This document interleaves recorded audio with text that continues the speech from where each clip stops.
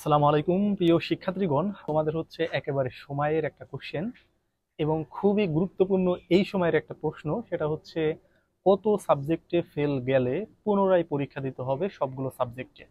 So এই বিষয়টা তোমাদেরকে বলার পূর্বে আমি হচ্ছে তোমাদেরকে সাবজেক্ট সম্পর্কে ধারণা দিতে চাই যে তোমাদের টোটাল সাবজেক্ট কয়টা থাকে।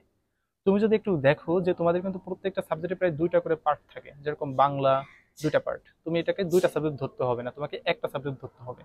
বাংলা, ইংরেজি, তারপরে তোমার যদি ধরো হচ্ছে এদিকে আইসিটি থাকে, এবং আমি যদি কমার্স রিলেটেড আসি সেক্ষেত্রে বলবো হচ্ছে অ্যাকাউন্টিং, ফাইন্যান্স, ম্যানেজমেন্ট, আর কি মার্কেটিং।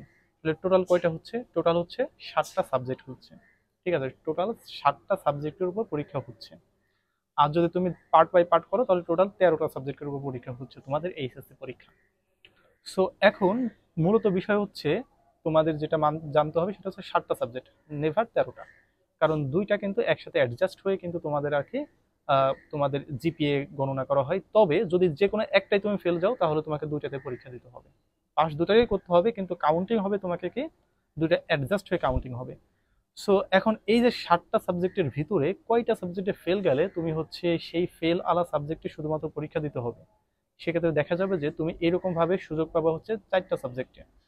অর্থাৎ তুমি যদি 4টা সাবজেক্টে ফেল করো, তাহলে 7টা সাবজেক্টের মধ্যে তুমি 4টা সাবজেক্টে ফেল করো, তাহলে হচ্ছে তুমি শুধুমাত্র ওই 4টা যে সাবজেক্টে ফেল গেলে ওই 4টা সাবজেক্টে পরীক্ষার জন্য ফর্ম ফিল আপ করে শুধুমাত্র ওই 4টা পরীক্ষা দিয়ে উত্তীর্ণ হতে পারবে।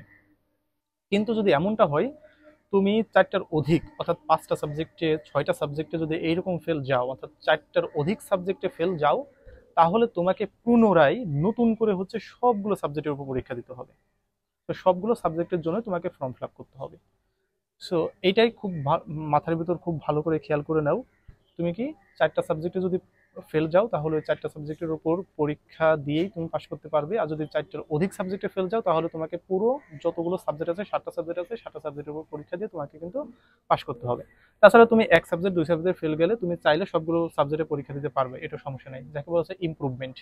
তুমি যদি মনে করো যে তুমি হচ্ছে দুইটা সাবজেক্টে ফেল গেছো, এখন তুমি চাচ্ছ তুমি রেজাল্টটাকে আরো একটু ভালো করার জন্য তুমি সবগুলো সাবজেক্টে পরীক্ষা দেবে।